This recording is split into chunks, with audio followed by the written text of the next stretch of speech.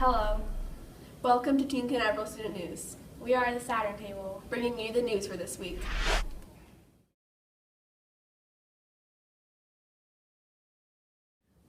Up first, world news. Last week, a Russian plane crashed in Egypt. Now, there's more to the story.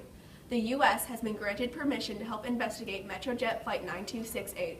They plan to investigate the American-made engines to see if there are any signs of failure. As of right now, they currently believe that the cause was a bomb. The potential bomb was most likely planted by a terrorist and was brought on by someone other than a passenger. In the Sinai region, it would have been easy to get the explosive C4 in order to successfully make the bomb. The Egyptian military just recently intercepted a shipment of several explosives, including what the bomb would have been made out of. Egypt, the U.S., and other countries plan to continue searching to find out what really went wrong on that fateful flight. Up next, we have Caitlin with national news. Thanks, Michaela. Listen up, all you Ohio State fans. This week, your star quarterback was arrested.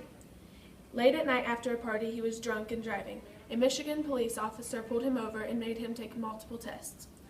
After the test, he was put in handcuffs and taken into custody. He pleaded guilty and was fined $400.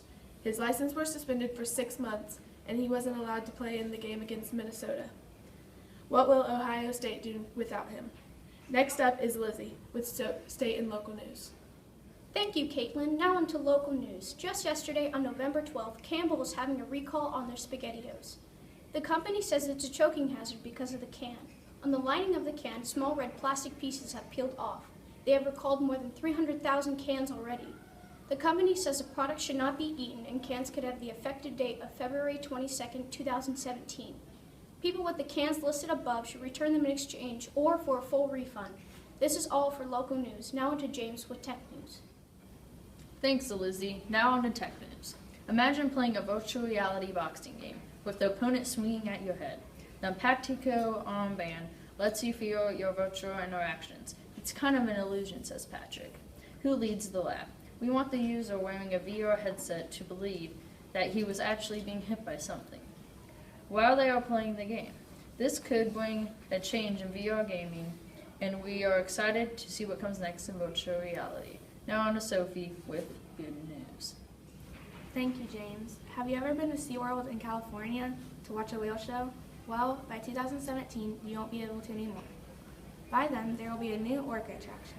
This new attraction will convey a conservation message inspiring people to act, to protect the environment. SeaWorld has multiple reasons for ending their whale shows. One being because of the documentary Blackfish, a documentary on their orca shows. Because of Blackfish, the park's attendance dropped 17% last year. Before the drop in attendance, the park had a request to expand the size of orca tanks, but this was on the condition that it shut down its captive breeding program statewide. Considering the fact that they could no longer get any new whales, they ended their whale shows, along with the reason that people wanted a more natural experience, including a more environmental scene. Now these whales will be put in a more natural environment rather than be used for the entertainment of people. By 2017, the SeaWorld of California can be expecting a change for the better. That's all we have for news this week. Thanks for watching.